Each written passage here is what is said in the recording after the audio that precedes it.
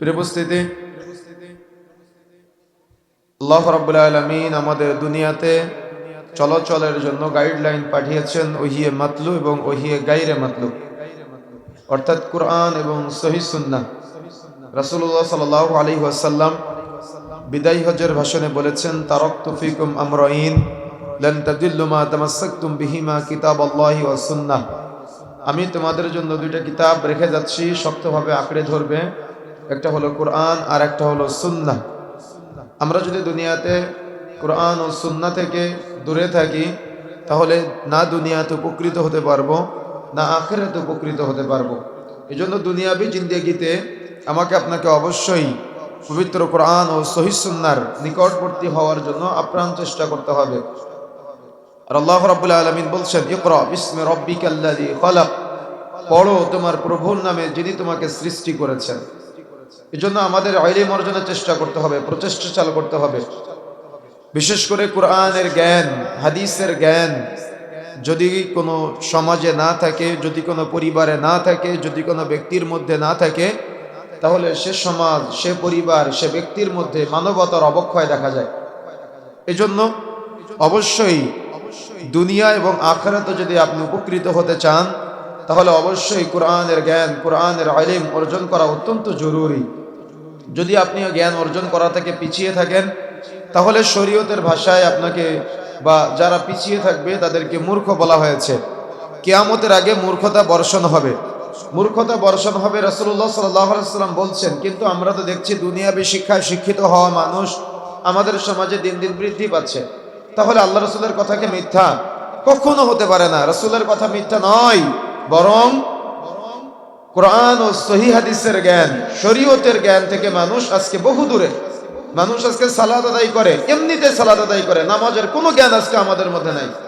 মানুষ আজকে রোজা থাকে, এমনি রমজান মাস জীবনে একবার বা বছরে একবার করে আসবে, একটা মাস রোজা থাকতে হবে, যে মাসকে রমজান মাস বলে, এভাবে আমরা জানি। হজ করতে হবে, ওই টাকা হয়েছে, মক্কা মদিনা থেকে ঘুরে আসলাম, এটাকে মানুষ হজ মনে করে। বা দেখা যাচ্ছে টাকা বেশি হয়েছে, একদিন গরিব দুঃখী যারা আছে তাদেরকে দেখে শাড়ি কাপড় চোপড় দিয়ে দিলাম, এটাকে মানুষ যাকাত মনে করে। শরীয়তের জ্ঞানের কমতি, ঘাটতি আজকে আমাদের মাঝে প্রচুর লেভেলে আছে। এমনকি আমরা যদি সালাত নিয়ে একটু গবেষণা করি, তাহলে বোঝা যাবে যে আমাদের কেমন লেভেলের ঘাটতি আছে। আল্লাহ রাব্বুল আলামিন বলেছেন না, ফাওয়াইলুল লিল মুসাল্লিন, নামাজিরা ধ্বংসপ্রাপ্ত। কে বলেছেন এটা? কাদেরকে বলছেন? বেনামাজিদের না নামাজিদের বলছেন? তো আমরা কি বেনামাজি যারা নামাজ পড়ি? আমরা কি? আমরা হলাম নামাজি। তো আল্লাহ বলছেন ফাওয়াইলুল লিল মুসাল্লিন, নামাজিরা ধ্বংসপ্রাপ্ত। তাহলে কেমন হয়ে গেল না বিষয়টা? আমরা তো সালাত আদায় করলাম, যারা বেনামাজি তাদের বলতো কি? বিষয়টা এমনটা না যদি আপনি যুক্তি দিয়ে মানেন। এই জন্য শরীয়ত কখনো যুক্তি দিয়ে মানা যাবে না, কখনো যুক্তি দিয়ে বিবেচনা করা যাবে না। আল্লাহ রাব্বুল আলামিন এর ব্যাখ্যাও বলেছেন পরবর্তীতে, আল্লাযীনা হুম আন সালাতিহিম সাহুন, তারা হলো অমনোযোগী, তারা হলো উদাসীন। এই সাহুনের অনেকগুলো ব্যাখ্যা আছে, তার মধ্যে একটা ব্যাখ্যা হলো অমনোযোগী বা উদাসীন। দেখবেন আমরা কেমন অমনোযোগী সালাতে, আমরা কেমন উদাসীন। দেখবেন আমরা তো অন্যদেরকে ফাওয়াইলুল লিল মুসাল্লিন বলি, আমরা তো অন্যদেরকে সাহুন বলি। তো আমরা কেমন ফাওয়াইলুল লিল মুসাল্লিন বা আমরা কেমন সাহুন? দেখবেন একটু আমরা পরীক্ষা করি, নিজেদেরকে পরীক্ষা করি, নিজেদের মধ্যে আত্মসমালোচনা করি। আচ্ছা, রুকু দেখে সুবহানাল্লাহ আযীম পড়েন আপনারা? পড়েন? সবাই পড়েন? এখন হাত উঠাবেন, আমি একজনকে জিজ্ঞাসা করব, এই সুবহানাল্লাহ আযীম এটার অর্থ কয়জন জানেন? সাজদায় গিয়ে আপনারা সুবহানাল্লাহ আলা পড়েন? পড়েন সুবহানাল্লাহ আলা সাজদায়। এই সুবহানাল্লাহ আলার অর্থ কয়জন জানেন? বৈঠকে বসেন আপনারা সালাতে, সালাম ফেরানোর আগে আত্তাহিয়াতু, দুরূদ শরীফ, দোয়া মাসুরা পড়েন আপনারা? কথা বলতে হয়, পড়েন? এগুলার অর্থ কয়জন বলতে পারবেন? দেখেন এতগুলো মানুষের মধ্য থেকে মাত্র 2-1 জন হাত উঠাচ্ছে, 2-3 জন হাত উঠাচ্ছে। তাহলে আমরা কোন কাতারে আছি? আমাদের লেভেলটা কোন পর্যায়ে? আমরা তো অন্যের লেভেল নিয়ে সবসময় সমালোচনা করি, কিন্তু আমাদের নিজেদের লেভেল কোন পর্যায়ে? একটু যদি আপনি বিবেচনা করেন তাহলে বোঝা যাবে। এটা তো আমি শুধুমাত্র সালাতের কথা বললাম। এখন আপনি যান এরকম বহু জায়গায়, বহু ইবাদতের মধ্যে আমরা এগুলাকে ওই ইবাদত শুধু নামে নামকরণ করি, কিন্তু ইবাদতের A to Z কিচ্ছু বুঝি না। মানুষ আমরা সালাত আদায় করি, আল্লাহ রাব্বুল আলামিন বলেছেন না, ইন্নাস সালাতা তানহা আনিল ফাহশাই ওয়াল মুনকার, নিশ্চয়ই সালাত, নিশ্চয়ই নামাজ যাবতীয় অন্যায় অশ্লীলতা বা পাপাচার থেকে বিরত রাখে। কিন্তু দুঃখজনক হলো সত্য যে আমরা মসজিদে সালাত আদায় করি, মসজিদ থেকে বের হয়ে কাপড় টাকর দিয়ে নিচে নেমে যাই। আমাদের মুসল্লিরা মসজিদে সালাত আদায় করে, মসজিদ থেকে বের হয়ে সিগারেট টানতে টানতে চলে যায়। মসজিদে সালাত আদায় করে, মসজিদ থেকে বের হয়ে পানের সাথে জর্দা সেবন করতে করতে চলে যায়। মসজিদে সালাত আদায় করে, মসজিদ থেকে বের হয়েই দেখা যাচ্ছে তারা আজকে আমাদের সমাজে মসজিদে সালাত শেষ চায়ের দোকানে বসে মুসল্লিরা তো দেখে দেখে ইমাম সাহেবও সিনেমা দেখে। কেন এমনটা হচ্ছে? কেন সালাত বা নামাজ আমাদের ব্যক্তি জীবনে প্রভাব ফেলতেছে না? কারণটা কি? কাহিনী কি? বিবেচনা করেছেন কোন সময়? চিন্তা করেছেন কোন সময়? চিন্তা আমরা কখনো করি নাই। কেন? শুধু মনে করেছি নামাজ পড়লেই হয়, মসজিদে গেলাম, পড়ে চলে আসলাম, ইমাম সাহেব রুকু করলো, আমি রুকু করলাম, ইমাম সাহেব সাজদা করলো, আমিও সাজদা করলাম, এভাবেই চলে আসলাম। কিন্তু সালাতের এ টু জেড আমরা কিছুই বুঝি না। অথচ গুরুত্বপূর্ণ ফরজ ইবাদত সালাত, কিন্তু আমরা ওই যে জ্ঞানের স্বল্পতা, ইলমের স্বল্পতা, কোরআন মাজিদের জ্ঞানের স্বল্পতা। অথচ আপনি সৌদি আরবে যান বা যারা যেতে পারেন না, মোবাইলে দেখবেন আরাবিয়ান শেখরা যখন তিলাওয়াত করে তখন পিছুলের মুসল্লিরা অঝরে কান্নাকাটি করে। দেখেছেন না আপনারা? আচ্ছা, কেন কান্নাকাটি করে আর আমাদের কেন কান্না আসে না? কিছুই বুঝি না আমরা সালাতের এ টু জেড। একেবারে সালাতের শুরু থেকে শেষ পর্যন্ত পুরাটাই দোয়া। একেবারে শুরু থেকে আজান থেকে শুরু করে সালাম ফেরানোর আগ পর্যন্ত সালাতের পুরাটাই দোয়া। বাঙালিরা এই দোয়া বুঝে না, এই জন্য নতুন করে নামাজ শেষ করে আবার দোয়া করা লাগে। কেন? ওই সালাতের ভিতরে যে কি পড়তে হয় তো কিছুই বুঝে না, ও তো কিছুই জানে না। ও রুকু সাজদা করে, দেখা যাচ্ছে রুকু থেকে সাজদা দুইটা দেওয়া পর্যন্ত 10 সেকেন্ডের মধ্যে কমপ্লিট। তো ওখানে দোয়া কি পড়বে, ওই জন্য বাংলায় নতুন করে নামাজ শেষ করার পর আবার দোয়া করা লাগে আমাদের। এই জন্য প্রিয় বন্ধুরা আমার, আমাকে আপনাকে জ্ঞান অর্জন করতে হবে, ইলম অর্জন করতে হবে। কোরআন হাদিসগুলো শুধুমাত্র হুজুরের কাছে কুক্ষিগত করা থাকবে বিষয়টা এমনটা না, সবার জ্ঞান অর্জন করতে হবে। তাহলে একটা বিধর্মী আর আপনার মধ্যে পার্থক্য কি? হিন্দুরা যেমন তাদের যদি কোনো কিছু প্রয়োজন হয় তাহলে পুরোহিতের কাছে চলে যায়, ব্রাহ্মণের কাছে চলে যায়। কেন? এগুলা তারা ওই ব্রাহ্মণের কাছে কুক্ষিগত করে রেখে দিয়েছে। আপনারাও তাই করতেছেন যতদিন যাচ্ছে। কোরআন মাজিদ কোনো মাহফিলে গিয়ে চাইলে ওই আড়ার উপর থেকে বের করে দেয় গামছা দিয়ে মুছতে মুছতে। তার মানে কতদিন যে হাত দেয় না এটাতে। কোরআনের জ্ঞান নাই, শরীয়তের জ্ঞান নাই, সন্তানগুলা বখাটে হয়ে যাচ্ছে, পরিবারে রাসূলের আদর্শ নাই। তাহলে এই যে একটা সমাজ আমাদের মাঝে চলছে, এটা কি আসলে ইসলামের আদর্শিত সমাজ বলে? কি মনে হয় আপনার কাছে? আপনি দেখেন তো, চতুর্দিকে তাকান, ব্যক্তি জীবন বলেন, সামাজিক জীবন বলেন, পারিবারিক জীবন বলেন, রাজনৈতিক জীবন বলেন, অর্থনৈতিক জীবন বলেন, শিক্ষার অভাবে, নীতি নৈতিকতার অভাবে, শরীয়তের জ্ঞানের অভাবে কত জাহালত রূপান্তরিত হয়েছে আজকে আমাদের সমাজ। আপনি ব্যক্তি জীবন খেয়াল করেন, আপনি আমাদের পারিবারিক জীবনগুলো খেয়াল করেন। পরিবারে কতটুকু রাসূলের আদর্শ আছে, পরিবারে কতটুকু সিরাতের শিক্ষা আছে, ব্যক্তি জীবনে কতটুকু রাসূলুল্লাহ সাল্লাল্লাহু আলাইহি ওয়াসাল্লামের সুন্নতের বাস্তবায়ন আছে, পারিবারিক জীবনে কতটুকু সুন্নতের বাস্তবায়ন আছে, রাষ্ট্রীয় জীবনে আমরা কতটুকু সুন্নতের বাস্তব রূপরেখা বাস্তবায়ন করতে পারতেছি। এই সার্বিক বিষয় অর্থনীতির মধ্যে দেখেন অধিকাংশ মানুষ আজকে সুদের সাথে জড়িত। তাহলে কেন এমনটা হচ্ছে? জ্ঞান নাই, তাই শরীয়তের জ্ঞান নাই, কোরআন হাদিসের জ্ঞান নাই। ইলম অর্জনের জন্য আমরা 1 সেকেন্ড সময় নষ্ট করতে পারি না, অথচ দুনিয়াবি বহু কাজের পিছনে আমরা সময় অতিবাহিত করি, কিন্তু ইলম অর্জনের পিছনে সময় দেওয়ার মতো সময় আজকে আমাদের নাই। এজন্যই তো আমরা এমন একটা আজব পরীক্ষার মধ্যে আছি। দুনিয়াতে আছি আমরা কিসের মধ্যে? পরীক্ষার মধ্যে আছি না? এমন পরীক্ষার মধ্যে আছি, এই পরীক্ষার প্রশ্ন এগুলো সব জানে আমরা না আগে থেকে, প্রশ্নের উত্তরগুলো আমাদের জানা, কিন্তু আবার 999 জন ফেল করবে। বুঝেন না মনে হয় বিষয়টা? বিষয়টাকে বুঝতে পেরেছেন? তাহলে এই যে একটা পরিস্থিতি আমাদের মধ্যে, কেন এমনটা হচ্ছে? কেন আমাদের মাঝে শরীয়তের জ্ঞানের আজকে কমতি দেখা যাচ্ছে? রাসূলুল্লাহ সাল্লাল্লাহু আলাইহি ওয়াসাল্লাম এই জন্য ভবিষ্যৎবাণী করে বলেছিলেন, কিয়ামতের আগে মূর্খতা বর্ষণ হবে। মূর্খতা বর্ষণ হবে মানে মানুষের মাঝে শরীয়তের জ্ঞান থাকবে না, কোরআন হাদিসের জ্ঞান থাকবে না। মানুষ শরীয়ত নিয়ে নিজেদের মধ্যে দ্বন্দ্বে লিপ্ত হবে, বা দেখা যাচ্ছে যখন শরীয়তের জ্ঞান থাকবে না তখন মানুষ কোনো ব্যক্তির অন্ধ অনুসরণ করবে। এই জন্য এই তাকলিদের শাখসি যেগুলো আমাদের মাঝে চলতেছে, এই সব কিছু যতগুলো বিষয় আমি এভাবে নিয়ে আসি না কেন, সব কিছুর মূলে আছে মানুষের শিক্ষা থেকে দূরে থাকা, ইলম থেকে দূরে থাকা, কোরআন হাদিসের জ্ঞান থেকে দূরে থাকা। আজকে যে বক্তারা রাহবার বিভিন্ন জায়গায় মাহফিলে আলোচনা করবে, তারাও আজকে বিভিন্ন জায়গায়, আগে তো কিচ্ছা কাহিনী চলতো, হরিণের কিচ্ছা কাহিনী, সাদ্দাদের কিচ্ছা কাহিনী, তারপরে বুড়ির কিচ্ছা কাহিনী, এগুলা দিয়ে ঘন্টার পর ঘন্টা তাফসির মাহফিল চলে যেত। এরকম বহু জাল তাফসির আমাদের সমাজে হতো। আর ইদানিং মাহফিলগুলোতে বিভিন্ন সিনেমার গল্প, সিনেমার গানের নকল করে বাংলা করা, এবং আমাদের সমাজের মাহফিলগুলোতে রাজনৈতিক মঞ্চে পরিণত হয়েছে। কিন্তু আপনাদের এখানে অনেক ভালো লাগতেছে যে আপনারা এই মাঠের বাহিরে মাইক দেন নাই, এটা খুব ভালো, আলহামদুলিল্লাহ। প্রিয় বন্ধুরা আমার, তো মূলত আমি যেটা বোঝাতে চাচ্ছি যে শরীয়তের জ্ঞান অর্জন করার জন্য আমাকে আপনাকে নিজেদের এগিয়ে আসতে হবে। আজকে যে আপনারা উত্তর দিতে পারেন নাই, একটু কি কিঞ্চিত লজ্জা লেগেছে? লজ্জা লাগাতে দরকার। আমি চাই লজ্জা লাগুক। লজ্জা লাগার পরে ইমাম সাহেব আপনার কাছে কেন যাবে? আপনি ইমামের কাছে আসবেন, আপনি ইমামের কাছে, আলেমের কাছে গিয়ে আপনি শিক্ষা অর্জন করার চেষ্টা করবেন। কিন্তু দুঃখজনক হলো সত্য যে কোরআন হাদিসের চূড়ান্ত কোনো জ্ঞান এখন অর্জন করতে পারি নাই, কিন্তু চায়ের দোকানে বসে আলেম ওলামার বক্তব্যের সমালোচনা করতে আমরা চাই না। এই জন্য আমাকে আপনাকে সতর্ক হতে হবে, সাবধান হতে হবে। কোরআনের জ্ঞান, শরীয়তের জ্ঞান অর্জন করা অত্যন্ত জরুরি। কিয়ামতের মাঠে সবাই যখন নফসি নফসি করবে, উলঙ্গ অবস্থায় দিক বিদিক ছুটাছুটি করবে, মাথার নিকটবর্তী জায়গায় চলে আসবে সূর্য। যেদিন বাবা তার সন্তানকে চিনবে না, সন্তান তার বাবাকে চিনবে না, আদরের মা তার সন্তানকে চিনবে না, আদরের সন্তান তার মাকে চিনবে না, অর্থাৎ ভবিষ্যৎময় পরিস্থিতি সম্পর্কে আপনারা অবগত আছেন। এই কঠিন কিয়ামতের দিন সবাই যখন দিক বিদিক ছুটাছুটি করবে, তখন দেখবে ওই উঁচু প্রান্তে একজন নারী এবং একজন পুরুষ দাঁড়িয়ে আছে, যারা পোশাক পরিহিত অবস্থায়, যাদের মাথায় নূরের মুকুট জ্বলজ্বল করছে, সবাই উলঙ্গ কিন্তু তারা পোশাক পরা, সবাই নফসি নফসি করছে, সূর্য মাথার নিকটবর্তী কিন্তু তাদের মাথায় নূরের মুকুট জ্বলজ্বল করছে, সম্মানিত অবস্থায় আছে তারা। ফেরেশতা মণ্ডলীকে কিয়ামতের মাঠে এই মানুষগুলা জিজ্ঞাসা করবে, ওরা কারা? আজকে আমরা কঠিন পরিস্থিতির মধ্যে, আর তারা এই পোশাক পরিহিত অবস্থায় আছে, তারা সম্মান সুযোগ জায়গায় আছে, তাদের এত কেন মর্যাদা, আজকে আমাদের কেন কঠিন পরিস্থিতি? তখন ফেরেশতারা বলবে, ওরা হলো একজন হাফেজ কোরআনের পিতামাতা।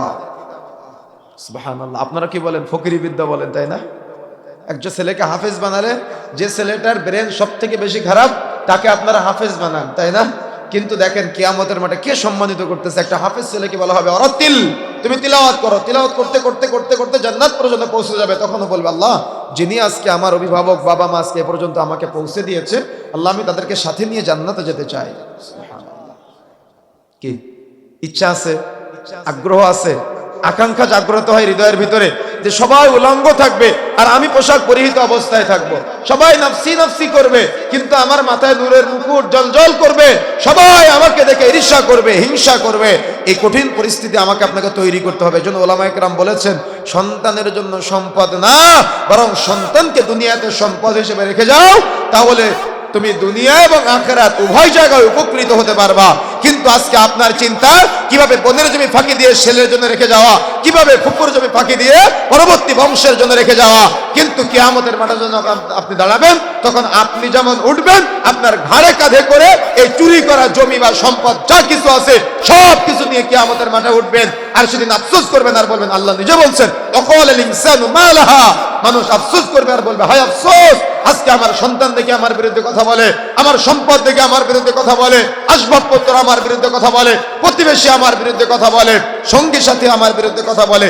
বলেন সেদিন আফসোস করে লাভ আছে? আফসোস করতে হবে কবে? কখন করতে হবে? এখন করতে হবে। যদি এখন না করেন তো সন্তান দুনিয়াতেও আপনার দাম দিবে না, দুনিয়াতেও আপনার কথা মতো চলবে না, আর আখিরাতেও আপনাকে না নিয়ে সে জাহান্নামে যাবে না। এই জন্য সতর্ক হতে হবে, সাবধান হতে হবে।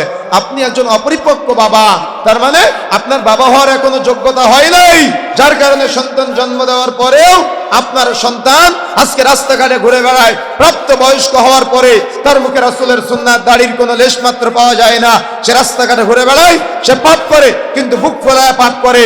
ওর বাবা দাঁড়িয়েছে, ওর বাবাকে দাম দেয় না। আলেম উলামা দাঁড়িয়েছে, আলেম উলামাকে দাম দেয় না। ওর মা দাঁড়িয়েছে, ওর মাকে দাম দেয় না। ওর পাশে মুরব্বী চাচা দাঁড়িয়ে আছে, তাকেও দাম দেয় না। ইমাম সাহেব দাঁড়িয়ে আছে, ও কাউকে দাম দেয় না, কাউকে তোয়াক্কা করে না। ও সিগারেট খায় আর যার তার মুখের মাঝে ধোঁয়া ছেড়ে দেয়। কেন এমনটা হচ্ছে? কেন রুচির বিবর্তন? আপনার ছেলেটা আজকে এমন একটা জামা গায়ে দেয় যে জামাটার মধ্যে 4-5 জায়গায় ছেঁড়া ফাটা, দেখেছেন না? এমন একটা জামা পরে যে জামাটার মধ্যে 4-5 জায়গায় সেরা ফাটা, এমন একটা প্যান্ট পরতেছে যে প্যান্টটার মধ্যে 4-5 জায়গায় সেরা ফাটা। ও সেরা ফাটা জামা, সেরা ফাটা প্যান্টটাকে ও আদর্শ মনে করে, ও ট্র্যাডিশন মনে করে, তাহলে তার রুচির কতটুকু বিবর্তন হয়েছে আপনি বিবেচনা করেন। কত নিম্নমানের রুচি, কত নোংরা রুচি। কেন এই রুচি হলো নোংরা? কেন ওই বিবর্তন হলো তার রুচির মধ্যে? কেন এমন পরিবর্তন? এর যতগুলি কারণ আছে, অন্যতম একটা কারণ হলো অভিভাবকরা সন্তানকে নিয়ে চিন্তা না করা। অভিভাবকরা আজকে সন্তানকে নিয়ে চিন্তা করে না। অভিভাবকরা তো চিন্তা করে না। আর আপনারা যাদেরকে আইডল মনে করেন, শিক্ষক মনে করেন, উস্তাদ মনে করেন, তাদের কাছে যখন আপনার সন্তানকে দিয়ে আসেন, একটা প্রাইমারি স্কুলের হেডমাস্টার, একটা হাই স্কুলের হেডমাস্টার, বা দেখা যাচ্ছে একটা কলেজ ইউনিভার্সিটির ভিসি বা প্রফেসর যারা আছে, ওই এরকম শত শত স্টুডেন্টদের সামনে ও নিজে সিগারেট খায় আর স্টুডেন্টের মুখের মধ্যে ধোঁয়া ছেড়ে দেয়, তো ছাত্ররা কি শিখবে? এজন্য ছাত্ররা শিক্ষকের মুখে ধোঁয়া মারে। যার কাছ থেকে শিখবে তিনি যদি এমন চরিত্রের হয়, তাহলে যে শিখবে সে কি করবে? আপনার 7 বছর বয়সের ছেলে নামাজে শিক্ষা দেন নাই আপনি, কিন্তু আপনার 7 বছর বয়সের ছেলেকে আপনি শিখাইছেন, যাও আব্বু 5 টাকা হাতে দিয়ে বলতেছেন, যাও আব্বু আজকে সিগারেট কিনে নিয়ে আসো। ওই একদিন যায়, 2 দিন যায়, 3 দিন বলে যে আমার আব্বু কি খায় আমি একটু টেস্ট করে দেখি। তাহলে শিখালো কে? পাড়ার লোক শিখাইছে, রাস্তার মানুষ শিখাইছে, আপনি বাবা আপনি শিখাইছেন, আপনি তার উস্তাদ, আপনি শিক্ষক, আপনি তাকে শিখাইছেন। এই জন্য অভিভাবক হতে গেল যোগ্যতা লাগে, কিন্তু আমাদের মাঝে তো অভিভাবক হতে যোগ্যতা লাগে না। কথা বুঝেন না মনে হয়? কথা বুঝতে পেরেছেন? এটা হলো সমাজের বাস্তব চিত্র। কোনো শরীয়তের জ্ঞান নাই, কুরআন হাদিসের জ্ঞান নাই, জ্ঞান অর্জনের পিছনে 1 সেকেন্ড সময় ব্যয় আজকে আমাদের সমাজের মানুষ করার প্রচেষ্টা চালায় না। তার মানে তারা কিভাবে কি করে? আজকে ওই দেখা যাচ্ছে আমাদের সমাজে যখন একটা ছেলে প্রাপ্ত বয়স্কে উপনীত হয়, তখন তার সকাল 8টায় একটা প্রাইভেট, বিকাল 5টায় একটা প্রাইভেট, এবং 9টা থেকে বিকাল 4টা পর্যন্ত স্কুল, তারপরে মাগরিবের পরে আবার একটা অনলাইন ক্লাস।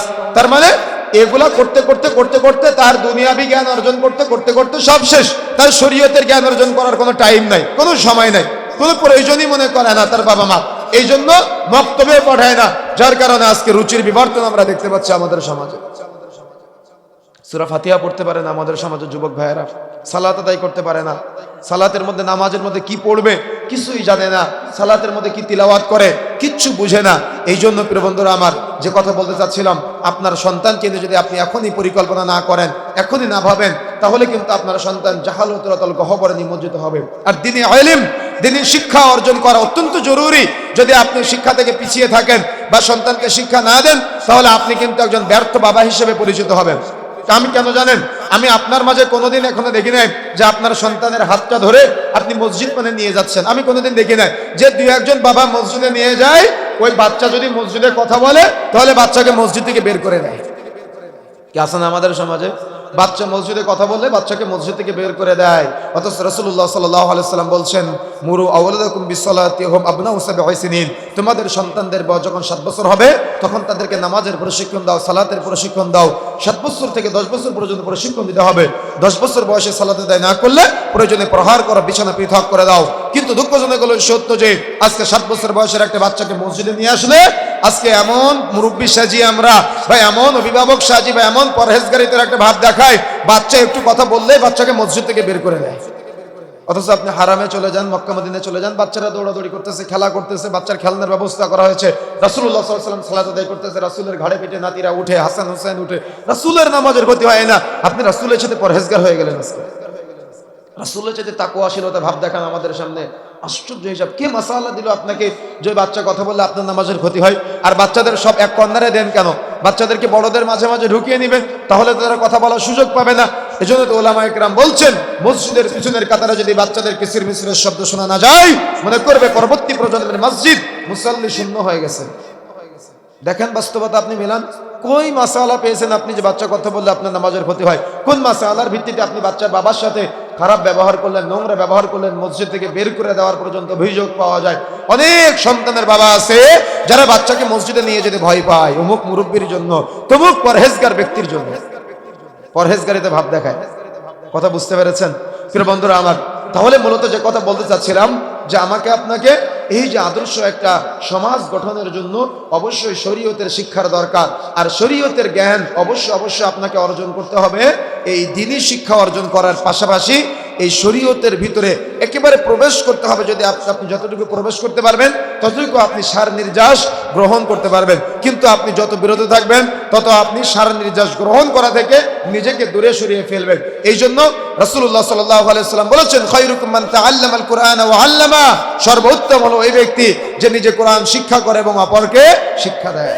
আজকে যে আমরা কোরআনের মজলিসে এসেছি, আমরাও উত্তম, আপনারাও উত্তম, কারণ আমরা শিক্ষা অর্জন করার জন্য প্রচেষ্টা চালাচ্ছি। আজকে আপনারা যারা এখানে এসেছেন কোরআনের ছাত্র হওয়ার জন্য, হাদিসের ছাত্র হওয়ার জন্য, কোরআনের ইলম অর্জন করার জন্য, হাদিসের জ্ঞান অর্জন করার জন্য, যখন মানুষ কোরআন হাদিসের জ্ঞান অর্জন করার জন্য এক জায়গা থেকে আরেক জায়গা অতিক্রম করে, তখন তার পায়ের নিচে ফেরেশতারা পাখা বিছিয়ে দেয়। আপনি কি এটা ফিল করেছেন আসার সময়? ফিল তো করেন নাই, কেন? আপনার তো নিয়তি নাই। মাহফিল হচ্ছে, কি বললো হুজুর শুনে চলে যাব।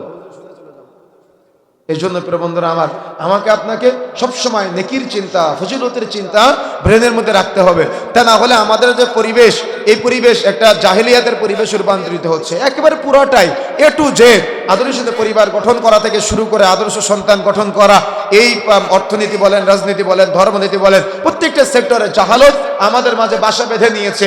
এই জাহালত যদি আপনি দূর করতে চান, তাহলে অবশ্যই আমাকে আপনাকে কোরআন ও সহিহ হাদিসের নিকটবর্তী হয়ে একজন আদর্শ বাবা হতে হবে। আমাদের এলাকাতে তখন কোনো আহলে হাদিস মসজিদ ছিল না। সাতক্ষীরাতে খুব মনে পড়ে, আমার আব্বু 4-5 কিলোমিটার দূরে ওই জুমার দিন আগেই আজান হওয়ার আগে মসজিদে নিয়ে চলে যেত আমাদের। কথা বুঝতে পেরেছেন? তখন আমাদের পাশে তেমন কোনো আহলে হাদিস মসজিদ ছিল না। তো কিন্তু আপনার মাঝে দেখা যাচ্ছে ওই সন্তানকে নিয়ে যে প্রবণতা, চিন্তা, যে আমার ছেলেটাকে সালাতের প্রশিক্ষণ দিতে হবে, সহিহ পদ্ধতির সালাত শিখাতে হবে, তাকে আল্লাহকে চিনাতে হবে, তাওহীদের জ্ঞান দিতে হবে। লুকমান হাকিম যেমন তার সন্তানকে বলেছিল, ইয়া বুনাইয়া লা তুশরিক বিল্লাহ, বৎস তুমি আল্লাহর সাথে শরীক স্থাপন করো না। আমি কোনোদিন দেখি নাই যে আপনি আপনার সন্তানকে এভাবে বলেছেন যে আব্বু তোমাকে তাওহীদ উলুহিয়ার জ্ঞান অর্জন করতে হবে, তাওহীদ রুবুবিয়্যার জ্ঞান অর্জন করতে হবে, তাওহীদ আসমা সিফাতের জ্ঞান অর্জন করতে হবে। আমি কোনোদিন আপনার মাঝে এই চিন্তা চেতনা দেখি নাই। আমি কোনোদিন আপনার মাঝে দেখি নাই যে আপনি আপনার ছেলেটাকে পাশে বসিয়ে এ কথা বলেছেন যে আব্বু তোমাকে সিরাতের জ্ঞান অর্জন করতে হবে, অর্থাৎ রাসূলের জীবনী সম্পর্কে জানতে হবে। আমি কোনোদিন আপনার মাঝে দেখি নাই যে আপনি আপনার সন্তানকে ওই জান্নাতুল ফিরদাউসের আকাঙ্ক্ষা বা কামনা বা ইচ্ছা তার ব্রেনের মধ্যে দিয়েছেন। আমি কোনোদিন আপনার মাঝে এগুলা দেখি নাই যে আপনি আপনার সন্তানকে রাইয়ান নামক দরজাতে জান্নাতে প্রবেশ করানোর আকাঙ্ক্ষা তার অন্তরে জাগ্রত করে দিয়েছেন। আমি কোনোদিন আপনার মাঝে দেখি নাই যে আপনি বাবা হিসেবে আপনার সন্তানকে কখনো হারাম থেকে নিষেধ করেছেন, অসৎ কাজ থেকে নিষেধ করেছেন, বা কোনোদিন হাতটা ধরে ওই জুমার আগে মসজিদে নিয়ে যাওয়া, বা দেখা যাচ্ছে আপনার সন্তানকে জান্নাতের আকাঙ্ক্ষা, জাহান্নামের ভয়, পুলসিরাত পাড়ি দেওয়ার এই চূড়ান্ত বর্ণনাগুলা সন্তানকে আদর্শিত করার একটা অন্যতম মাধ্যম হতে পারে সন্তানকে শিক্ষাগুলা দেওয়া। আমি কোনোদিন দেখি নাই যে আপনি আপনার সন্তানকে ওই মিজানের পাল্লা, নেকির পাল্লা ভারী হলে কি হবে, পাপের পাল্লা ভারী হলে কি হবে, এগুলা শিক্ষা দিতে কোনোদিন আমি দেখি নাই যে আপনি আপনার সন্তানকে আমলনামা ডান হাতে আসলে কি হবে, বাম হাতে আসলে কি হবে, এই শিক্ষাটা আপনি আপনার সন্তানকে কোনোদিন দেন নাই। যার কারণে আপনার সন্তান আপনার মাধ্যমে ওজনে বা পরিমাপে কম দেওয়া শেখে, আপনার মাধ্যমে সুদের লেনদেন শিখে, আপনার মাধ্যমে ঘুষের লেনদেন শিখে, আপনার মাধ্যমে অন্যায়, অত্যাচার, পাপ, মিথ্যা এগুলা সব শিখে। আপনার ছেলে আপনার পাশে বসে আছে, আপনার কাছে 1000 টাকা পাবে। এখন উনি বাড়িতে এসে জিজ্ঞাসা করতেছে, অমুক ভাই কি বাড়িতে আছেন? তখন আপনি আপনার ছেলেকে শিখাই দিলেন, যাও আব্বু বাহিরে গিয়ে বলো যে তোমার আব্বু বাড়িতে নেই। কথা বুঝেন নাই মনে হয়। তাহলে আপনি কি শিখালেন আপনার ছেলেটাকে? মিথ্যা বলা শিখালেন। আপনি রাস্তা দিয়ে যাচ্ছেন, দেখছেন আপনার বাইকের নিচে একটা মোরগ বা মুরগি পড়েছে, তখন আপনার কি উচিত? যে ওটার মালিককে খুঁজে বের করে, যেহেতু আপনি অপরাধ করেছেন, তার সেটার কিছুটা ক্ষতিপূরণ দেওয়া। কিন্তু আপনি চালিয়ে চলে গেলেন, তাহলে আপনার সন্তান কি শিখবে? টাকাটা বড় বিষয় নাকি এই সন্তানের কাছে নিজের গায়রত্ব বড় বিষয়? আপনার তো গায়রতই নাই, আপনার তো ব্যক্তিত্বই আমি পাই না, আপনার ব্যক্তিত্বের লেশ মাত্র আমি পাই না। এই জন্য প্রিয় বন্ধুরা আমার, আরবিয়ান একজন ভাই, তিনি তার সন্তানকে নিয়ে রাস্তা দিয়ে যাচ্ছেন। তো যাওয়ার সময় উনি ওই যে ট্রাফিক সিগন্যাল বোঝেন আপনারা, ভালো করে আমার দিকে দৃষ্টি দেন। ট্রাফিক সিগন্যাল বোঝেন? এই বসে যান। ট্রাফিক সিগন্যাল বুঝেন তো? ট্রাফিক সিগন্যালে লাইট জ্বলতেছে, তো পুলিশ নাই, এজন্য উনি ওই গাড়ি চালায় চলে যাচ্ছে। ভালো করে বুঝেন, ট্রাফিক সিগন্যাল জ্বললে কি সেখান দিয়ে যাওয়া যায়? নিষেধ আছে না? কিন্তু পুলিশ নাই, বাবা গাড়ি চালিয়ে চলে যাচ্ছে, পিছনে সন্তান আছে। তো সন্তান পিছন দিক থেকে বলতেছে, আব্বু আপনি তো ভুল করলেন, লাইট জ্বলা সত্ত্বেও আপনি যে চলে আসলেন। তো তখন বাবার ভিতরে একটা ভয় কাজ করলো, লজ্জা কাজ করলো, ইস তাই তো আমি আমার সন্তানের সামনে পাপটা করে ফেললাম, ভুল করে ফেললাম। তখন উনি গাড়িটা ঘোরায় পুলিশ স্টেশনে চলে গিয়েছে, ট্রাফিক পুলিশ স্টেশন যেখানে আছে। তো গিয়ে বলতেছে যে অমুক ট্রাফিক সিগন্যালে লাইট জ্বলা সত্ত্বেও সেখানে আমি ক্রস করে চলে আসছি, আমাকে জরিমানা করেন বা আমাকে ফাইন ধরেন। তো বলতেছে যে ওখানে কোনো ট্রাফিক পুলিশ ছিল না? তো বলতেছে না, কেউ ছিল না। তো বলতেছে কেউ যখন ছিল না আপনি চলে যেতেন, কেউ তো আপনাকে দেখে নাই। তো বলতেছে কেউ দেখে না, আমার ছেলে তো আমাকে দেখেছে। কিন্তু আপনি কি করেন? আপনার ছেলে জানে যে তার বাবা সুদখোর, আপনার ছেলে জানে যে তার বাবা ঘুষখোর, আপনার ছেলে জানে যে তার বাবা দিন রাত 24 ঘন্টা সিনেমা দেখে, আপনার ছেলে জানে যে তার বাবা বেনামাজি, আপনার ছেলে জানে যে তার বাবা অন্য মহিলার পিছনে ঘুরে বেড়ায়, আপনার ছেলে জানে যে তার বাবা ওজনে বা পরিমাপে কম দেয়, আপনার ছেলে জানে যে তার বাবা প্রকাশ্যে মদ্যপানে জড়িত। তাহলে আপনার ছেলে কি করবে? আপনার ছেলে আপনার কাছ থেকে পাপ করা শিখবে। এজন্য আপনি বাবা মূর্তি দাঁড়িয়ে আছেন, আপনার পাশে বসে বসে আপনার ছেলে সিনেমা দেখে, আপনার এই যোগ্যতা হয় না ওই সিনেমা বন্ধ করা, যোগ্যতা নাই আপনার। কেন? আপনি তো নিজেই পাপী, পাপিষ্ঠ ব্যক্তি। আপনি কিভাবে সন্তানকে নিষেধ করবেন? কেন? ও জানে যে ওর বাপ দিন রাত 24 ঘন্টা সিনেমা দেখে, ওই সিনেমার ডিশের লাইনের বিল ওর বাবা দেয়, টিভি তার বাবার টাকায় ক্রয় করা, এবং সব তার বাবার ওখানে অস্তিত্ব। এখন ও দেখতেছে ওর বাবা তো এই পাপটা করে, ও পাপ করে, কিয়ামতের আগে জেনা ব্যবচার বেড়ে যাবে। মানে কি? মানুষ শুধু শারীরিক জেনা করবে, চোখের জেনা হতে পারে, অন্তরের জেনা হতে পারে, হাতের জেনা হতে পারে, পায়ের জেনা হতে পারে। একজন বাবা দাঁড়িয়ে আছে, বসে আছে ড্রয়িং রুমের মধ্যে, তার পাশে তার মা বসে আছে, তার পাশে তার ভাই বসে আছে, তার পাশে তার সন্তান বসে আছে, তার পাশে তার স্ত্রী বসে আছে। তার মানে পরিবারের সবাই একসাথে বসে আছে, সবাই একসাথে বসে বসে ওই টিভির দিকে তাকিয়ে আছে। ওই টিভির দিকে তাকিয়ে নগ্ন মেয়েটা যখন সামনে চলে আসে, বাবাও অন্তরে যে কল্পনা করে, সন্তান একই কল্পনা করে, দাদাও অন্তরে একই কল্পনা করে। তার মানে সবাই একসাথে বসে বসে জেনা করে আসছে। কি অস্বীকার করতে পারবেন আপনি? কেন এমনটা হচ্ছে? কেন এমনটা হচ্ছে? আমাদের সমাজে শরীয়তের জ্ঞান নাই, তাই কোরআন হাদিসের জ্ঞান নাই, তাই কোরআন হাদিসের ইলম, কোরআন হাদিসের জ্ঞান, শরীয়তের জ্ঞান, লজ্জার শিক্ষা না থাকার কারণে আজকে আমাদের সমাজে জাহালত চলছে। রাসূলুল্লাহ সাল্লাল্লাহু আলাইহি ওয়াসাল্লাম বলছেন, আল হায়াউ লা ইয়াতি ইল্লা বিখাইর, লজ্জাশীলতা কল্যাণ ছাড়া কিছুই আনয়ন করে না। যেখানে লজ্জা আছে সেখানে কল্যাণ আছে, যেখানে লজ্জা নাই সেখানে কল্যাণ নাই। এই ছোট্ট একটা হাদিসের চারটা ব্যাখ্যা পাওয়া যায়। এক, নিজেকে নিজে লজ্জা পাওয়া। তার মানে আমি আব্দুল্লাহ, আমি আব্দুর রহমান, আমি আব্দুল কুদ্দুস, আমি আব্দুল সত্তার, আমি আব্দুল মুহাইমিন, আমি তো এই পাপ কাজ করতে পারি না, আমার আল্লাহ দেখছেন, আমি কেন এই পাপ কাজ করব? হৃদয়ে ভয় বা ভীতি জাগ্রত হওয়া, লজ্জা পাওয়া, আমি এই পাপ করতেই পারি না, এটা আমার দ্বারা সম্ভবই না। এটা কি বলেন তো? নিজেকে নিজে লজ্জা পাওয়া। দুই নম্বরে অভিভাবকদের লজ্জা পাওয়া। তার মানে ছোটরা তার অভিভাবকদের লজ্জা পাবে, তার বাবাকে লজ্জা পেয়ে পাপ ছেড়ে দিবে, তার মাকে লজ্জা পেয়ে পাপ ছেড়ে দিবে, তার ভাইকে লজ্জা পেয়ে পাপ ছেড়ে দিবে, তার দাদাকে লজ্জা পেয়ে দাদার সামনে পাপ করার মতো সাহস পাবে না। তিন নম্বরে ও আল্লাহকে লজ্জা পাবে। তার মানে আমার আল্লাহ তো আমাকে দেখছেন, পৃথিবীর কেউ দেখে না, আমার বাবা মা দেখে না, আমার হিতাহিত জ্ঞান যদিও কাজ না করে, আমার আল্লাহ তো আমাকে দেখছেন। আমি আমার রবের সামনে পাপ করব, আমি আমার রবের সামনে গুনাহ করব। তবে নবী রাহিমাহুল্লাহ আরেকটা কথা এখানে যুক্ত করেছেন, সেটা হলো এটা বাস্তবায়ন করা তখনই সম্ভব হবে যখন বড়রা ছোটদের লজ্জা পাবে। বুঝেন নাই মনে হয়? বুঝতে পেরেছেন? পয়েন্টটা ধরতে পেরেছেন আপনারা? এই আলোচনা বা এই তথ্য বাস্তবায়ন করা তখনই সম্ভব হবে যখন বড়রা ছোটদের লজ্জা পাবে। কিন্তু বাবা ছেলের দাড়ি কেটে দেয় আর ছেলে বাবার দাড়ি কেটে দেয়, বাবা ছেলে সিগারেট ধরায় দেয় আর ছেলে বাবা সিগারেট ধরায় দেয়। এই নির্লজ্জ সমাজকে আমি বুঝাবো কিভাবে? আসবে আশ্চর্য হিসাব। সমাজে চলছে এই জাহালত। বাবার সামনে ছেলে কাপড়টা এখনো নিচে দিয়ে চলে, বাবার সামনে মেয়েটা আজকে গেঞ্জি গায়ে ঘুরে, বাবার সামনে আজকে মেয়েটা মাথায় কাপড় ফেলে মাফলারের মতো করে ওড়না জড়ায় ঘুরে। বাবার হিতাহিত জ্ঞান কাজ করে না, লজ্জা কাজ করে না। দুনিয়াতে উপকৃত হতে পারবে না, আখিরাতে উপকৃত হতে পারবে না। ওই সন্তান আপনাকে না নিয়ে জাহান্নামে যাবে নাকি আমাদের মাঠে।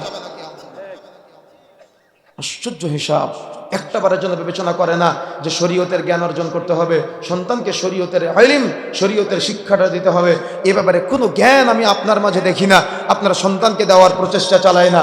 যে কথা বলতে চাচ্ছিলাম প্রিয় বন্ধুরা আমার, তাহলে আমার আপনার সমাজে আজকে এই যে জাহালত চলছে, এই নোংরা নীতি চলছে, এই নোংরা নীতি থেকে পরিবর্তনের জন্য অবশ্যই অভিভাবক শ্রেণীর যারা আছেন আপনাদেরকে সতর্ক হতে হবে। যদি আপনারা সতর্ক না হন, একদিন ওয়াজ মাহফিল করে জীবনেও সমাজ পরিবর্তন হবে না। এই জন্য যারা অভিভাবক আছেন, আপনি বেঁচে থাকাকালীন আপনার সন্তান সিগারেট খায় কিভাবে, এটা আপনাকে দেখার বিষয়। আপনার শরীরে রক্তপুষ থাকাকালীন আপনার মেয়েটা রাস্তায় বেপরদায় চলে কিভাবে, আপনার শরীরে রক্তপুষ থাকাকালীন আপনার ছেলেটা রাসূলের সুন্নাত দাড়ি কাটে কিভাবে। আরে আপনি বাবাই তো নির্লজ্জ, আপনি তো নিজে রাসূলের সুন্নাত দাড়ি কেটে খান খান করেন, তো আপনার ছেলে কি করবে? আশ্চর্য সমাজ আজকে, কত বড় নির্লজ্জ। ছেলে বাবার সিগারেট ধরায় দেয় আর বাবা ছেলের সিগারেট ধরায় দেয়। কি মিল মহাব্বত, তাই না? কিন্তু কোনোদিন একসাথে কাতারে কাঁধের সাথে কাঁধ, পায়ের সাথে পা মিলিয়ে নামাজ পড়তে দেখি নাই বাবা ছেলেকে। এভাবে চলছে সমাজে। কিয়ামতের আগে এই যে মানুষের মধ্যে পাপাচার, অন্যায়, অত্যাচার, গুনাহ আমাদের মাঝে যে বারংবার বৃদ্ধি পাচ্ছে, আর এগুলার কারণে ধর্মীয় জাহিলিয়াত, পারিবারিক জাহিলিয়াত, সামাজিক জাহিলিয়াত, অর্থনৈতিক জাহিলিয়াত সব চলতেছে আমাদের মাঝে। কিন্তু কেউ বিবেচনা করে না যে শরীয়তের জ্ঞান অর্জন করতে হবে, কোরআন হাদিসের জ্ঞান অর্জন করতে হবে, ইলম অর্জন করতে হবে। অর্থাৎ ইলমের পিছনে যে সময় নষ্ট করবে এটাকে মনে করে সময় নষ্ট হচ্ছে। অথচ দোয়া শিক্ষা দিয়েছেন আমাদের চাইতে হবে আল্লাহর কাছে, আল্লাহুম্মা ইন্নী আসআলুকা ইলমান নাফিআ, আল্লাহ তুমি আমাকে উপকারী জ্ঞান, উপকারী বিদ্যা দাও।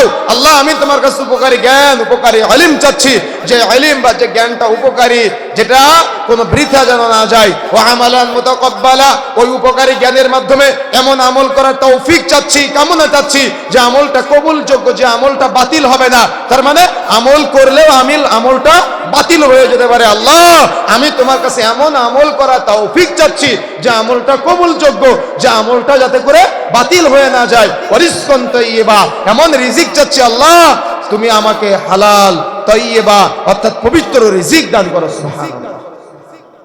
কিন্তু আমি এটা পাই না আপনার মাঝে। আপনি বাবা হিসেবে ব্যর্থ। আপনি আপনার ছেলের জন্য আপনার বোনের জমি ফাঁকি দিয়ে সন্তানের জন্য আজকে জমি জায়গা রেখে যাচ্ছেন। আপনি আপনার ছেলেকে, মেয়েকে দিয়েছেন ওই মাঠের মাঝখান থেকে জমি, আর ছেলেকে দিয়েছেন একেবারে ফ্রন্ট পয়েন্ট থেকে জমি দিয়ে চলে যাচ্ছেন দুনিয়াতে। আপনি যে কিয়ামতের মাঠে অপরাধী হবেন, আপনি কি বুঝতে পেরেছেন?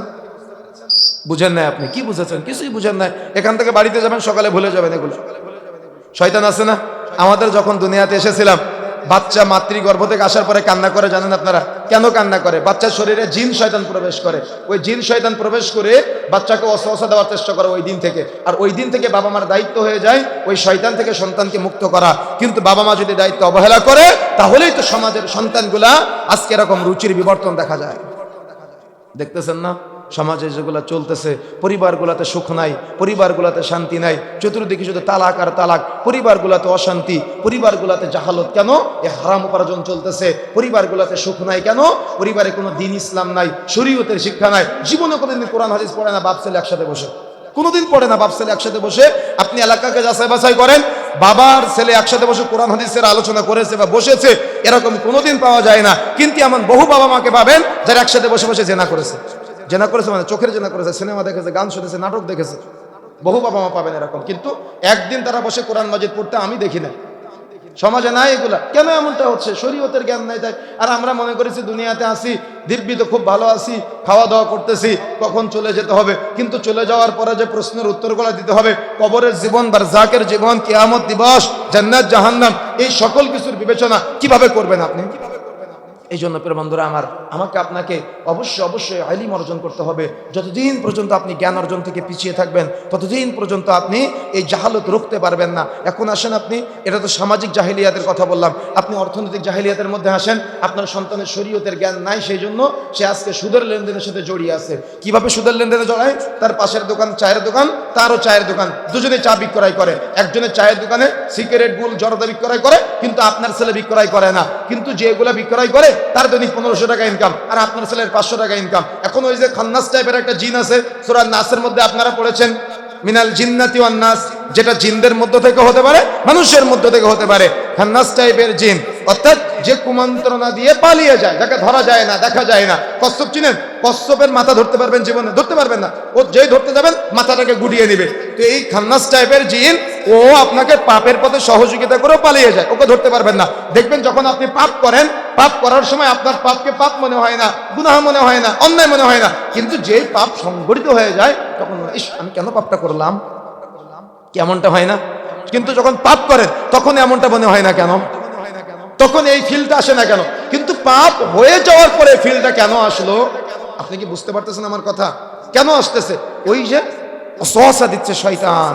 এই জন্য প্রিয় বন্ধুরা আমার, যে কথা বলতে চাচ্ছিলাম, আমাকে আপনাকে ইলম অর্জনের পিছনে অগাধ সময় ব্যয় করতে হবে। তা না হলে এই যে কথাগুলো বললাম, সামাজিক বিভ্রান্তি আমাদের মাঝে চলছে। এবার পারিবারিক বিভ্রান্তিগুলো যদি আপনি খেয়াল করেন, অর্থনৈতিক বিভ্রান্তিগুলো যদি আপনি খেয়াল করেন, আপনার ছেলের ওই চায়ের দোকানদার, উনি দৈনিক 1500 টাকা ইনকাম করতেছে, ও সিগারেট জর্দা বিক্রয় করে, ওর দোকানে সিনেমাও চলে, কাস্টমার বেশি। কিন্তু আপনার ছেলের দোকানে কাস্টমার কম কেন? সিনেমা নাই, সিগারেট নাই, জর্দা নাই, বিড়ি নাই, এই জন্য ওর দোকানে কাস্টমার কম, ওর ইনকাম অনেকটা কম। এখন ও চিন্তা করতেছে মনে মনে, রাত্রে যখন বালিশে মাথা দিয়ে শুয়ে আছে তখন ভাবতেছে, ইস, আমি যদি তার মতো একটা টিভি কিনতে পারতাম, ইস, আমি যদি তার মতো একটা সিগারেট বিক্রয় করতে পারতাম, তাহলে হয়তো আমার কাস্টমার বাড়তো। যেই মুহূর্তে চিন্তা হলো, ওই মুহূর্তে ও সমিতির কাছ থেকে লোন নিল 20,000 টাকা। লোন নিয়ে 15,000 টাকা দিয়ে ও টিভি কিনলো, আর 5,000 টাকা দিয়ে বিড়ি সিগারেট গুলতে আমাকে জর্দা উঠালো। কি বাস্তবতা বলতেছি আমি। কিন্তু ও উঠানোর পরে ওরও ইনকাম ওরকম বেড়ে গিয়েছে। কিন্তু যেই মুহূর্তে হারাম ইনকাম করা শুরু করলো, ওই মুহূর্ত থেকে তার পরিবারের বারাকা শেষ, তার উপার্জনের বারাকা শেষ, তার উপার্জনটা হারামে পরিণত হচ্ছে। এটা কি সে বিবেচনা করতেছে? কথা বুঝেন না মনে হয়। কথা কি বুঝতে পারতেছেন? এটা কেন হচ্ছে? শরীয়তের জ্ঞান নাই তাই, কোরআন হাদিসের ইলম নাই তাই। কোরআন হাদিসের জ্ঞান নাই, সেই জন্য মানুষ এই অপরাধ করতেছে, পাপ করতেছে, কিন্তু তার হিতাহিত জ্ঞান কাজ করে না, অর্থাৎ তার বিবেক বুদ্ধি কাজ করে না। ও একটা কোম্পানিতে চাকরি করে, ওর প্রতিদিন সকাল 10টায় ঢোকার কথা, বের হওয়ার কথা বিকাল 5টায়, কিন্তু প্রতিদিন ঢুকে 10:30টায়, আবার বের হয় 4:30টায়। মালিক যদি একদিন এক মাসে 1000 টাকা বেতন কম দেয়, ও বলে মালিক জালেম। কি বলে কিনা? কি বলে? মালিক জালেম। কিন্তু আপনি প্রতিদিন 1 ঘন্টা করে কর্মঘণ্টা ফাঁকি দিচ্ছেন, আর আপনি 1 ঘন্টা করে কর্মঘণ্টা ফাঁকি দেওয়ার পাশাপাশি যখন মাস শেষ হচ্ছে তখন 1 মাসে আপনি 30 ঘন্টা কর্মঘণ্টা ফাঁকি দিচ্ছেন, তাহলে আপনি কি জালেম না? কথা বুঝেন না মনে হয়। কথা কি বুঝতে পেরেছেন আমার? তাহলে এইটা কেন হচ্ছে? শরীয়তের জ্ঞান নাই তাই, কোরআন হাদিসের ইলম নাই তাই।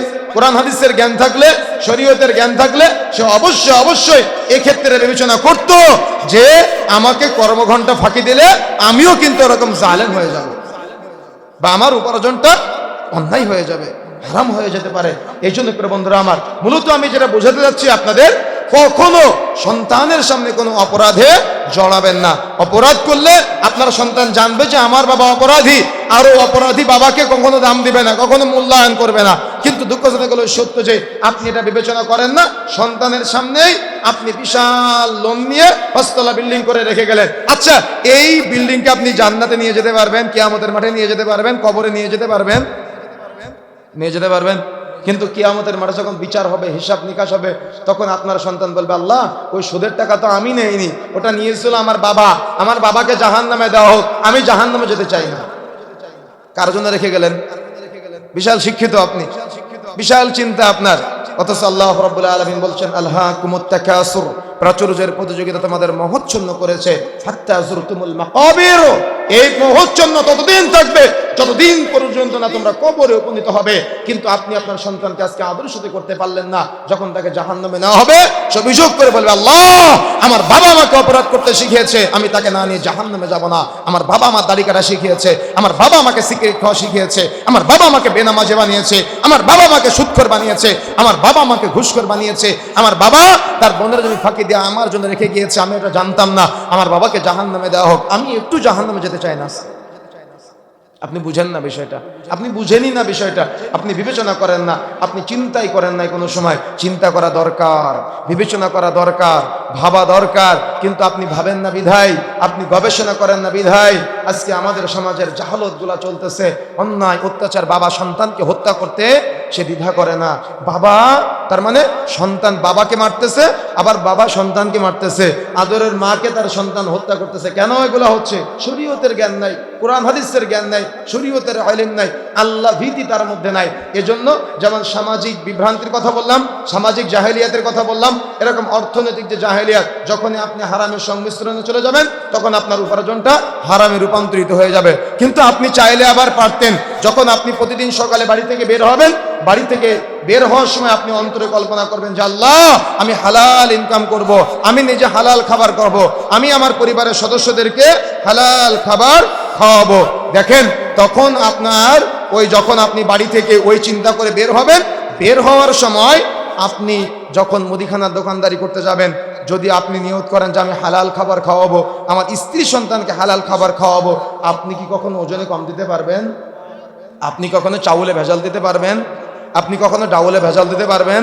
সম্ভবই না। কেন? আপনার নিয়ত আমি হালাল খাবো, আমি হালাল ইনকাম করব।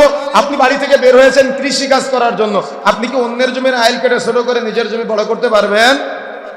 যখন আপনার সন্তান দেখবে যে আমার বাবা এ ব্যাপারে একেবারে অটুট, তিনি একেবারে অনড়, তিনি কখনো ভুল করতেই পারে না, তিনি ভুল করেই না, অন্যায় করেই না, তখন আপনার সন্তান আপনাকে মূল্যায়ন করবে, তখন আপনার সন্তান আপনাকে দাম দিবে। কিন্তু আপনি কি করেন? আপনার স্ত্রী একটা ভুল করলেই সঙ্গে সঙ্গে ছেলের সামনে স্ত্রীর গায়ে হাত তুলে দেয়, আর স্ত্রীও আপনার সাথে তর্কে লিপ্ত হয়। কি দেখেছেন না? এজন্য ওই ছেলেটা শিখে বিয়ের পরে বউ পিটাতে হবে, আর মেয়েটা শিখে বিয়ের পরে স্বামীর সাথে তর্ক করতে হবে। কার কাছ থেকে শিখতেছে এগুলা? বাবা মার কাছ থেকে শিখতেছে। গতদিন ওই রংপুরে আমাকে একটা বক্তব্যের বিষয় দিয়েছে যে সন্তানের উপর পিতামাতার দায়িত্ব এবং কর্তব্য কি কি। তো আমি বিস্তারিত আলোচনা করলাম। তো একজন অভিযোগ করতেছে যে হুজুর আজকে আমাদের মুরব্বীদের পক্ষে কিছুই বলে নাই, সব ছেলেদের পক্ষে বলেছে। তো আমি তখন ওনাকে বললাম যে এটা পক্ষ বিপক্ষের কোনো কিছু না। যদি আপনি আপনার সন্তানকে আদর্শিত করতে পারেন, তাহলে আপনার সন্তান এমনিতে আপনাকে দুনিয়াতে আপনার উপকৃত করবে, আখিরাতে উপকৃত করবে। কিন্তু আপনি আপনার সন্তানকে শিক্ষাই দেন নাই, আপনি আপনার সন্তানকে জাহান্নামের পথ দেখিয়েছেন, তো আপনার সন্তান আপনাকে কিভাবে মূল্যায়ন করবে? আমি যদি আপনার সন্তানকে বিররুল ওয়ালিদাইন অর্থাৎ পিতা মাতার উপরে সন্তানের দায়িত্ব এবং কর্তব্য কি এ ব্যাপারে যদি বক্তব্য গুলিয়েও খাওয়াই, তো আপনার সন্তান তো বুঝবে না, কেন? তার মধ্যে শরীয়তের জ্ঞান নাই। কথা কি বুঝতে পেরেছেন? এই জন্য আপনাকে আগে জ্ঞান অর্জন করতে হবে। আসলে আমাদের বাবা মাদের ভুল কি জানেন? যখন বিয়ে করে, বিয়ের পরে এরা তো বেশি বেশি নাটক দেখে, বেশি বেশি সিনেমা দেখে। ওরা ভাবে অমুক নায়কের মতো যেন আমার ছেলেটা হয়, অমুক নায়িকার মতো যেন আমার মেয়েটা হয়, অমুক খেলোয়াড়ের মতো যেন আমার ছেলেটা হয়, অমুক খেলোয়াড়ের মতো যেন আমার মেয়েটা হয়। কি তাই না? কিন্তু ভাই আপনি সুন্দর সন্তান চান, আমি নিষেধ করি না, তবে আগে আপনাকে চাইতে হবে রব্বি হাবলি মিনাস সলিহিন, আল্লাহ তুমি আমাকে নেককার পরহেজগার একটা সুসন্তান দান করো। এটা চাইতে হয় আল্লাহর কাছে। কিন্তু আপনি কোনোদিন চান নাই। তো আপনার ছেলে এই জন্য তো সিগারেট খোর, আপনি কোনোদিন চান নাই। এই জন্য আপনার ছেলে আজকে ওই আপনার দুনিয়াতে অভিযোগ করে। সূরা গাশিয়ার মধ্যে আল্লাহ রাব্বুল আলামিন বলছেন না, বুজুহু ইয়াউমাইদিন খাশিয়া, সেদিন অনেক চেহারা হবে অবনত, লাঞ্ছিত, অপদস্থ। দুনিয়াতে আপনার সন্তানের মাধ্যমে আপনি আজকে অপমানিত হচ্ছেন, লাঞ্ছিত হচ্ছেন, অপদস্থ হচ্ছেন, কিয়ামতের মাঠে হতে হবে। এজন্য সতর্ক হতে হবে, সাবধান হতে হবে। যদি আপনি সতর্ক হতে না পারেন, সাবধান হতে না পারেন, তাহলে কিন্তু আপনি দুনিয়াতে উপকৃত হতে পারবেন না, আখিরাতে উপকৃত হতে পারবেন না। প্রিয় বন্ধুরা আমার, আমি মূলত আপনাদের যেটা বলতে চাচ্ছি সেটা হলো যে আমাদের এই সমাজে কোরআন ও সহিহ সুন্নাহর এই যে ইলম, এটা থেকে আজকে আমাদের সমাজের মানুষ অনেক পিছিয়ে আছে। জুমার দিন সবার শেষে মসজিদে যায়, আবার সবার আগে মসজিদ থেকে বের হয়ে আসে। কিন্তু উচিত জুমার দিন আজানের আগে মসজিদে যাওয়া, খতিব সাহেব কি বললো সেগুলো মনোযোগ সহকারে শ্রবণ করা, শিক্ষা অর্জন করা। কথা বুঝেন না মনে হয়? কথা বুঝতে পেরেছেন? এই শিক্ষাটা অর্জন করা দরকার ছিল, কিন্তু আমাদের সমাজে পুরোটাই উল্টা। আমাদের উচিত তাওহীদের জ্ঞান অর্জন করা। বিশেষ করে প্রত্যেক পরিবারে আমাদের কোরআন রাখতে হবে, সিরাতের কিতাব রাখতে হবে। আপনার পরিবারে দুনিয়াবি হাজার হাজার লাখ লাখ টাকার বহু বই কিতাব আছে, কিন্তু কোরআন নাই, হাদিস নাই, তাফসীর নাই। আপনার সন্তান কিচ্ছু শিক্ষা অর্জন করতে পারে না শরীয়তের ব্যাপারে। আজকে থেকে চিন্তা করবেন যে আমার পরিবারকে কিভাবে আদর্শিত করব, কিভাবে জান্নাতের পথের দিকে আমার সন্তানকে ধাবিত করব, কিভাবে আমার সন্তানকে সিরাতের শিক্ষা দিব।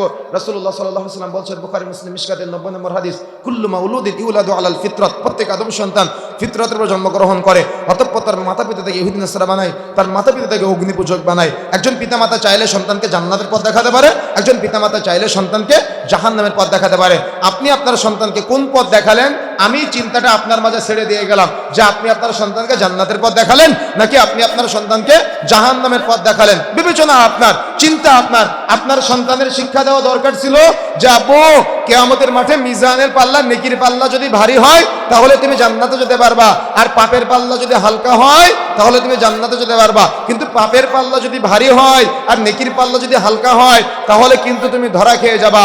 কিন্তু আপনি এটা তো শিক্ষা দেন না, বরং আপনি আপনার সন্তান যদি আপনার মুদিখানার দোকানে থাকে তো ছেলেটাকে শিখান কিভাবে ওজনে ডালে কম দিতে হবে, চাউলে কম দিতে হবে, তেলে কম দিতে হবে। এগুলো আপনি আপনার ছেলে মেয়েকে শেখান আজকে। এই জন্য বিবেচনা করতে হবে, চিন্তা করতে হবে। আর শিক্ষাগুলোর জন্য অবশ্যই কোরআন হাদিসের ইলমের বিকল্প কোনো কিছু নাই। এজন্য যেখানে কোরআনের জ্ঞান, শরীয়তের জ্ঞান অর্জন, তার মানে মানুষকে বা বাচ্চাদেরকে শিক্ষা দেওয়া হয়, সেই শিক্ষাগুলোর পিছনে আপনারা সময় শ্রম দেওয়ার চেষ্টা করবেন। যেখানের উস্তাদরা হবে একেবারে পূর্ণিমার চাঁদ অপেক্ষা স্নিগ্ধময়, যারা সন্তানদেরকে কোরআন ও সহিহ হাদিসের শিক্ষাগুলা দিবে। আবার বেদাতি শিক্ষা দেওয়ার চেষ্টা করবেন না। যেখানে বেদাত আছে, যেখানে শিরিক আছে, যেন বিচক্ষণ হতে হবে। আপনার ধর্মীয় আবেগকে কাজে লাগাবেন না, বিবেককে কাজে লাগানোর চেষ্টা করবেন। কথা বুঝতে পেরেছেন? অন্ধ অনুসরণ করবেন না, তাকলিদের কখনো প্রশ্রয় দিবেন না, বরং সবসময় বিবেচনা করবেন যে আমি যে দুনিয়াতে আছি আমাকে চলে যেতে হবে। আমার পরবর্তী প্রজন্মদের জন্য তাদেরকে আমি কতটুকু দিনের ইলম, দিনের শিক্ষা দিয়ে যেতে পারলাম। যদি আমি দিনের জ্ঞান শিক্ষা দিয়ে যেতে পারি তাহলে আমার পরবর্তী বংশধর যতগুলো আসবে তার মাধ্যমে সবার একটা করে সাদাকায়ে জারিয়ার ভাগ আমার আমলনামায় আসবে। কিন্তু আপনি কিছু শিক্ষা দিয়ে যেতে পারলেন না, সব জাহালতল গহ্বরে নিমজ্জিত হচ্ছে।